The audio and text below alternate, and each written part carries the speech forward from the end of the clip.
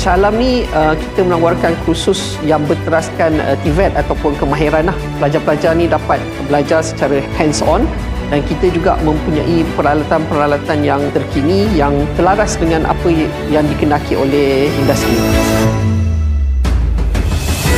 Kelebihan yang telah ditawarkan di dalam ETH Shah Alam terutama pada bahagian aircraft maintenance technology yang mana kita telah menyediakan pinjaman PTPK serta kos yang telah ditawarkan di sini adalah lebih murah berbanding dengan institusi yang telah ada di luar sana. ETH Shah Alam merupakan salah satu institut yang adanya Daikin Academy di dalamnya. Jadi apa advantage yang kita dapat adalah kita selalu up to date dengan teknologi-teknologi dalam bidang penyejuk bekuan dan penyamanan udara.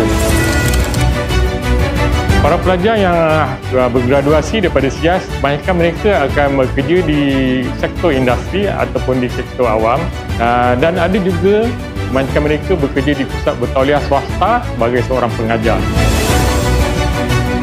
Pelajar-pelajar di sini diberi pendedahan berkaitan dengan diploma dalam pengurusan teknologi kepalan selama 1 tahun. Terusnya mereka akan nyambung pengajian ke diploma TVI selama 9 bulan.